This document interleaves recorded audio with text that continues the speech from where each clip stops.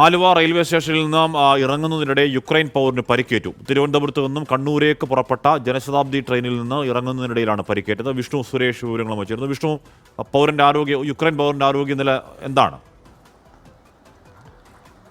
ഹാഷ്മി, ഇന്ന് രാവിലെയായിരുന്നു സംഭവം. ഉക്രൈൻ പൗരൻ ട്രെയിൻ മാർഗം ആലുവയിലെത്തി അവിടെ നിന്ന് നെടുമ്പാശ്ശേരിയിലെ വിമാനത്താവളത്തിലേക്ക് പോകാൻ ശ്രമിക്കുന്നതിനിടെയാണ് ഈ അപകടം പറ്റിയത്. തിരുവനന്തപുരത്ത് നിന്ന് കണ്ണൂരിലേക്ക് വന്ന ജനശതാബ്ദി ട്രെയിനിലായിരുന്നു ഇദ്ദേഹം ഉണ്ടായിരുന്നത്. അതിനിടയിൽ ട്രെയിൻ ഇറങ്ങുന്നതിനിടയിലാണ് പരിക്കേറ്റത്. ഇടുപ്പലിന് പൊട്ടലുണ്ട് എന്നാണ് നിലവിൽ ലഭിക്കുന്ന വിവരം. പ്രാഥമിക ചികിത്സ ആലുവ ജില്ലാ ആശുപത്രിയിൽ നൽകി. അതിനുശേഷം ഇപ്പോൾ വിദഗ്ധ ചികിത്സയ്ക്കായി കളമശ്ശേരി മെഡിക്കൽ കോളേജിലേക്ക് മാറ്റും എന്നാണ് പറയുന്നത്. ഇതിൽ ഏറ്റവും സങ്കടകരമായ അല്ലെങ്കിൽ ദൗർഭാഗ്യകരമായ കാര്യം ഇവരുടെ വിസ കാലാവധി ഇന്ന് അവസാനിക്കും എന്നുള്ളതാണ്. ആ കാലാവധി അവസാനിക്കുന്ന ഘട്ടത്തിലാണ് ഇവർ കേരളത്തിൽ നിന്ന് ഇന്ന് യുക്രൈനിലേക്ക് പോകാൻ തീരുമാനിച്ചിരുന്നത്. അതിനിടയിലാണ് ഈ അപകടം സംഭവിച്ച് അദ്ദേഹം ആശുപത്രിയിൽ ആകുന്നത്.